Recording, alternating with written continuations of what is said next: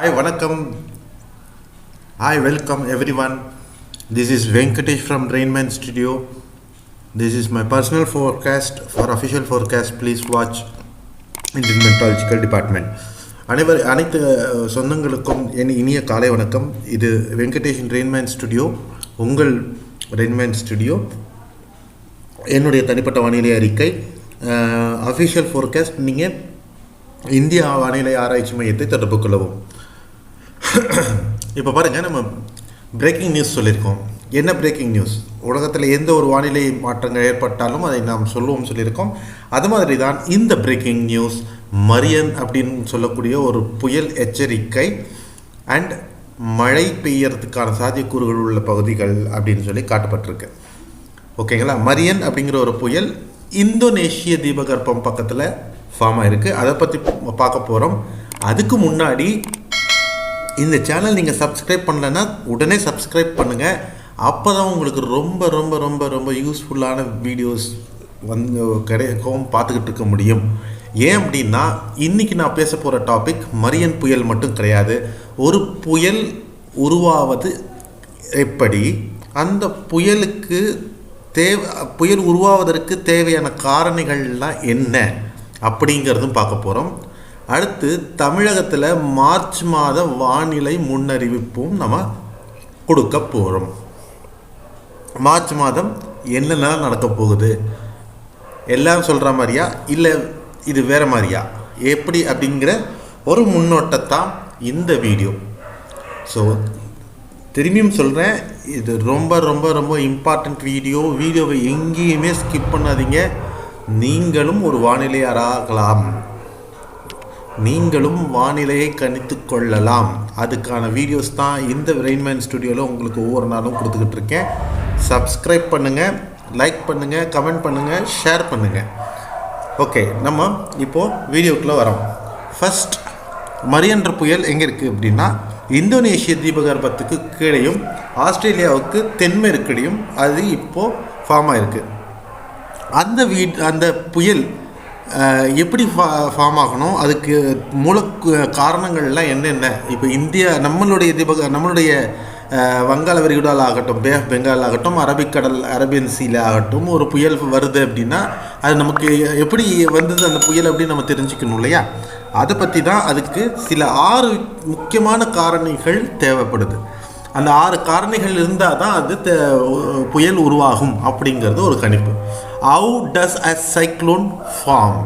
How does அப்படின்னா எப்படி ஒரு சைக்ளோன் ஃபார்ம் ஆகுது? There are factors responsible for the formation of the cyclone. 1 point, sufficient warm temperature at the sea surface. For example, கடல் நீர் வெப்பமாக இருக்க வேண்டும். 21 டிகிரிக்கு மேலே, 22 டிகிரிக்கு மேலே இருந்தால் தான் ஒரு சைக்ளோன் அந்த நிலப்பரப்பில் சஸ்டெயின் ஆகும்.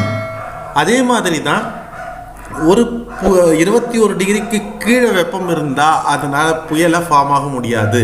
அது ஒரு காரணி. ரெண்டாவது, அட்மாஸ்பியரிக் இன்ஸ்டெபிலிட்டி.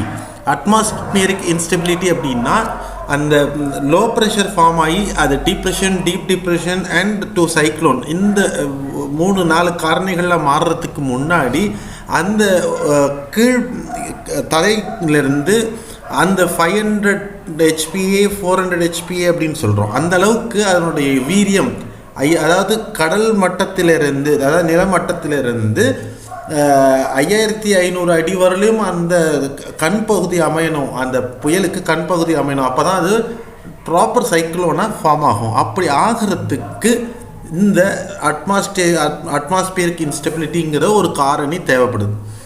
மூணாவது, அட்மாஸ்பியரிக் சப்போர்ட்.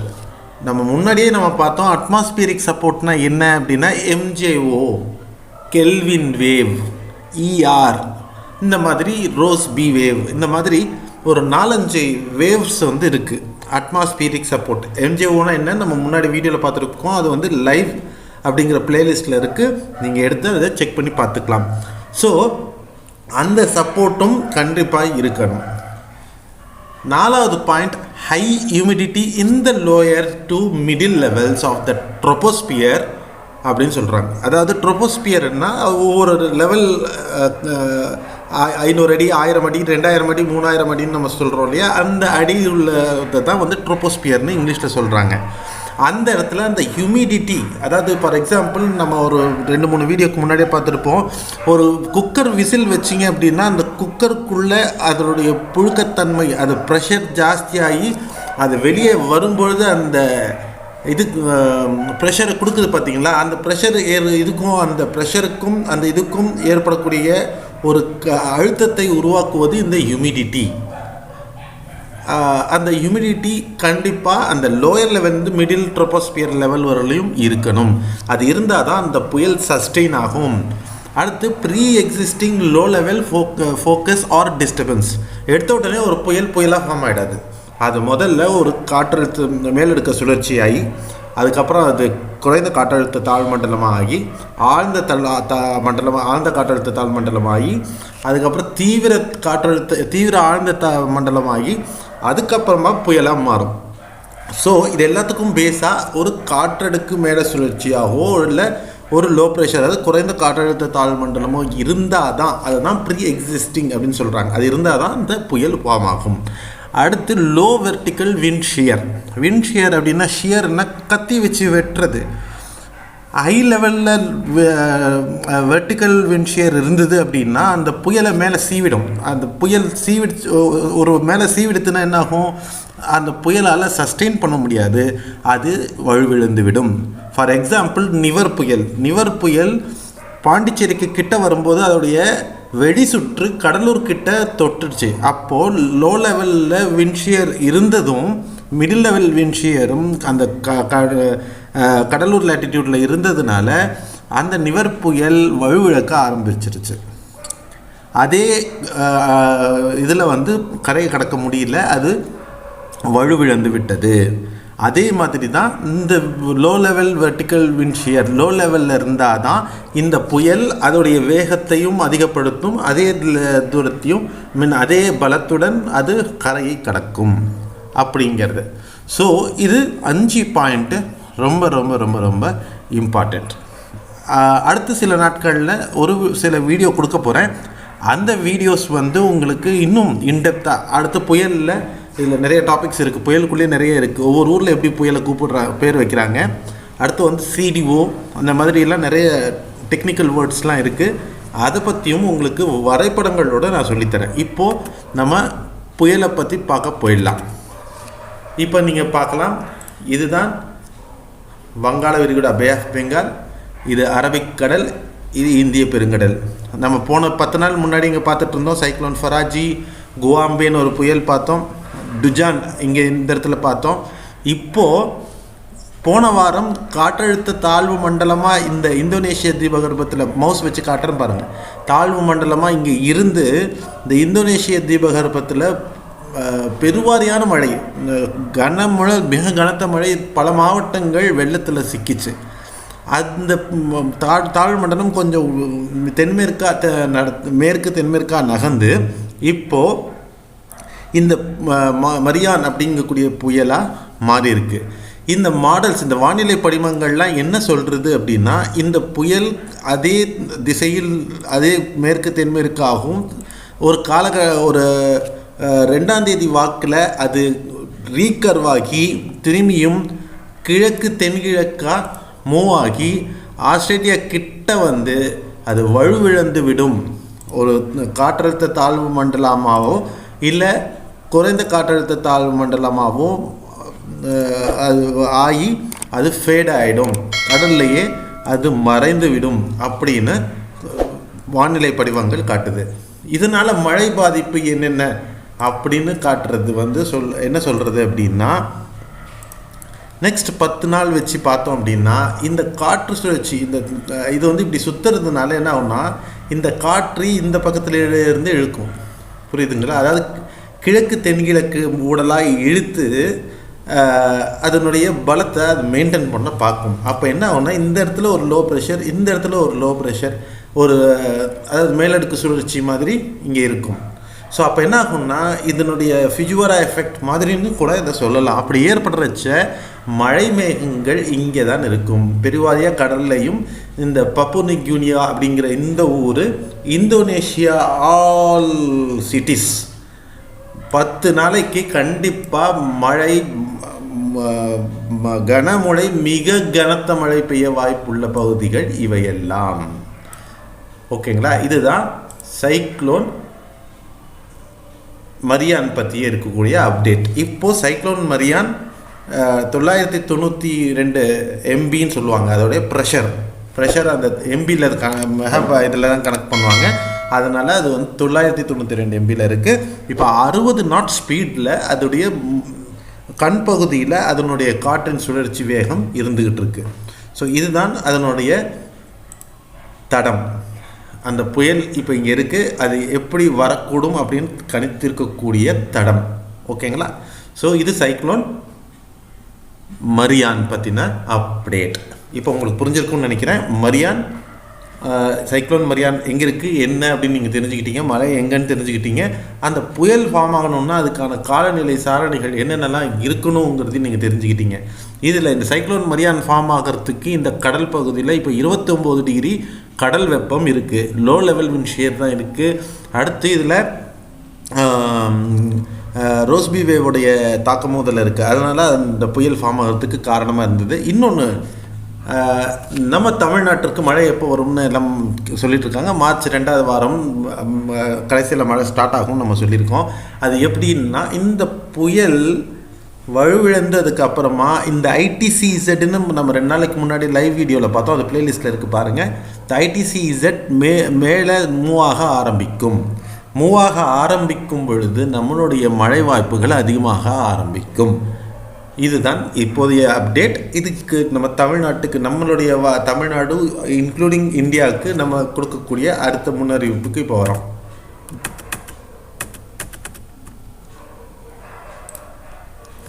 ஓகே, ஸோ இன்றைக்கி பார்த்தீங்க அப்படின்னா 27ஆம் தேதி இதாகப்பட்ட அந்த வெப்ப விஷயங்கள்லாம் பார்த்தீங்க அப்படின்னா திரும்பியும் அதே கரூர் பரமத்தி 39 டிகிரி நம்ம முன்னாடி வீடியோவில் சொன்ன அதே இடங்கள் தான் அதிகப்படியான வெயிலை சந்திச்சிருக்கு, வெப்பத்தை சந்திச்சிருக்கு. இந்தியாவில் 41 டிகிரி புவனேஸ்வரில், ஒரிசா மாநிலத்தில் புவனேஸ்வரில் 41 டிகிரி வெயில் பதிவாயிருக்கு. நீங்கள் இந்த சைடில் பார்க்கலாம், இந்த இடத்துல சர்க்கிள் பண்ணி காட்டியிருக்கேன் 41 டிகிரி. அண்ட் நீங்கள் இங்கெல்லாம் பார்க்கலாம் 38, 39, 36, 37, 39, 35 நம்ம அந்த சொன்ன அந்த இன்டீரியர்ஸ் தான். தருமபுரி, சேலம், நாமக்கல், ஈரோடு, கரூர், திருப்பூர், கோயம்புத்தூர், மதுரை, திண்டுக்கல், நாகர்கோவில், கன்னியாகுமரி, நம்ம சொன்ன அதே இடங்களில் தான் இந்த வெயில் பதிவாயிருக்கு. இந்த அனல் காற்று இன்னும் கண்டிப்பாக அதிகமாகுமே ஒழிய குறைய வாய்ப்பில்லை. மார்ச் 2வது வாரம் வரையிலும் இந்த வெப்பம் ஏறிக்கிட்டே தான் வரும். இயல்பிலிருந்து 2லிருந்து 4 டிகிரி வரையிலும் கூட தான் பதிவாகும், குறையாது. இது ஒரு முக்கியமான பாயிண்ட். அண்ட் இன்றைக்கி பார்த்தீங்கன்னா உங்கள் சைடில் நான் டீட்டெயில்ஸ் கொடுத்துருக்கேன். Adirampattinam 31.5, Chennai Nungambakkam 33, Chennai Meenambakkam 33.9, Coimbatore 36.1, Coonoor 23, Cuddalore 31.9, Dharmapuri 36.5, Kanyakumari 33 degree, Karur Paramathi 39 degree. So இந்த மாதிரி வானிலை இதாக இருக்குது. வரக்கூடிய நாட்களில் இப்படி தான் இருக்கும். ஸோ இந்த வெப்பசலன மழை படிப்படியாக இந்த மேற்கு தொடர்ச்சி மலை பகுதிகளில் ஆரம்பிக்கும். அது வரக்கூடிய நாட்களில் இன்டீரியர்ஸ் டிஸ்ட்ரிக்ட்லையும் அது ஆரம்பிக்கும். அது எங்கெங்கிறத நம்ம இப்போ பார்க்கலாம். அதுக்கு முன்னாடி இன்றைக்கி காலையில் நான் ஒரு விஷயத்தை உங்கள்கிட்ட வீடியோவில் சொல்லியிருந்தேன். அதாவது என்னாகப்பட்டது அப்படின்னா, நான் ஃபஸ்ட்டு இந்த இமேஜ் வந்து நான் இன்றைக்கி காலையில் ஹைதராபாத்லேருந்து சென்னைக்கு வரும்போது ட்ரெயின்லேருந்து எடுத்த வீடியோ.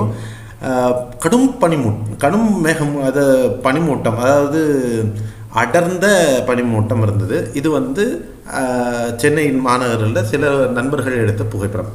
இது ஏன் வந்தது அப்படின்னு கேட்டிங்கன்னா, நான் அதுக்கு ஆல்ரெடி உங்களுக்கு சொல்லியிருக்கேன். ஒரு டிரான்சிஷன் பீரியட், வின்டர்லேருந்து, அதாவது குளிர்காலத்திலேருந்து இலையுதிர் காலத்துக்கு நம்ம டிரான்சிஷன் ஆகக்கூடிய டைம்.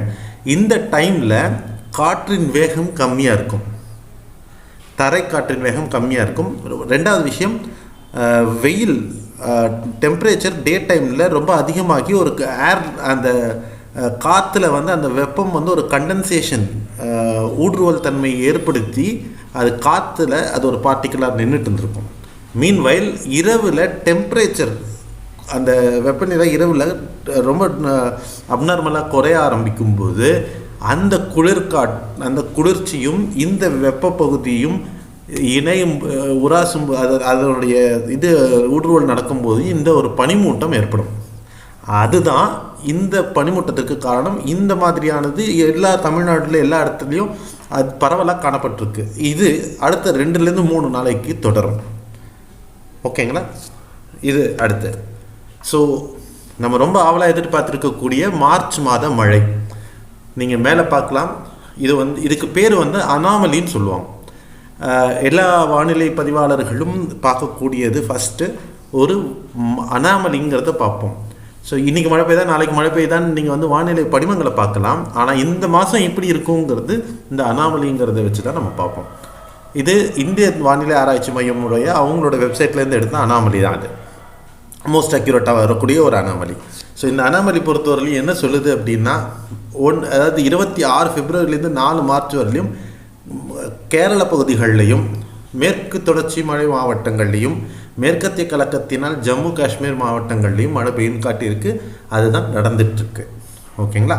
இப்போது 2வது வாரம் almost India accept Jammu Kashmir வறண்ட வானிலை அண்ட் வெப்பமும் அதிகமாக இருக்கும்னு இது காட்டுது. அடுத்து 12ஆம் தேதி மார்ச் இதிலிருந்து 18ஆம் தேதி மார்ச் ஃபஸ்ட்டு கடலோர பகுதிகளில் மழை வரும்.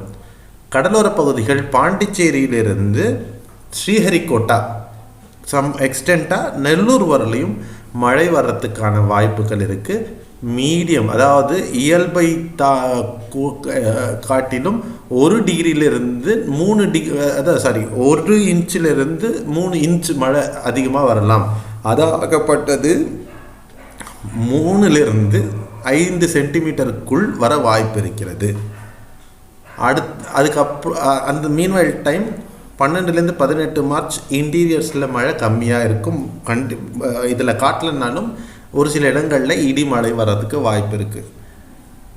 19ஆம் தேதியிலிருந்து 25ஆம் தேதி மார்ச் வரலையும் பார்த்தீங்க அப்படின்னா ஆல்மோஸ்ட் கேரளா, கர்நாடகாவின் உட்புற மாவட்டங்கள், ஆந்திரா, தெலுங்கானா, கடலோர தமிழ்நாடு மாவட்டங்கள், இன்டீரியர்ஸ் நல்லா பார்த்துக்கோங்க. மார்ச்சில் பொறுத்தவரையிலையும் இந்த அனாமலியில் சொல்ல வர்றது என்ன, கடலோர மாவட்டங்களும் இன்டீரியர்ஸில் வட தமிழகம் தென் தமிழகம் டெல்டா ஒட்டிய மாவட்டங்களில் இயல்பை காட்டிலும் 1 சென்டிமீட்டர்லேருந்து 3 சென்டிமீட்டர் எக்ஸஸாக மழை வர வாய்ப்பு இருக்கலாம்.